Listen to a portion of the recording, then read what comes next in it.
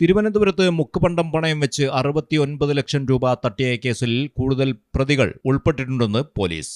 ഇത് സംബന്ധിച്ച വിവരം ലഭിച്ചതിനാൽ അറസ്റ്റിലായ പ്രതികളെ കസ്റ്റഡിയിൽ വാങ്ങാനുള്ള നടപടികളിലാണെന്ന് നെടുമങ്ങാട് പോലീസ് അറിയിച്ചു. സംഭവവുമായി ബന്ധപ്പെട്ട് 2 പേരെയാണ് കഴിഞ്ഞ ദിവസം നെടുമങ്ങാട് പോലീസ് പിടികൂടിയത്. ചുള്ളിമാനൂർ സ്വദേശി അജ്മലിന്റെ നേതൃത്വത്തിലാണ് തട്ടിപ്പ് നടത്തിയത്. മടത്തറ ചല്ലിമുക്ക് സ്വദേശിനി അൻസീനയെയും പോലീസ് പിടികൂടിയിരുന്നു. നെടുമങ്ങാടും പരിസരങ്ങളിലും പ്രവർത്തിക്കുന്ന ഫൈനാൻസ് സ്ഥാപനങ്ങളിൽ നിന്നാണ് പണയം വെച്ച് പണം തട്ടിയത്. ഇരുവരും ചേർന്ന് പല ദിവസങ്ങളിലായി 129 വ്യാജ സ്വർണ്ണവളകൾ പണയം വെച്ച് 69,28,000 രൂപയാണ് തട്ടിയെടുത്തത്. വളകളുടെ മുകളിൽ സ്വർണം പൂശിയതിനെ തുടർന്ന് പരിശോധനയിൽ വ്യാജമാണെന്ന് കണ്ടെത്താൻ കഴിഞ്ഞില്ല.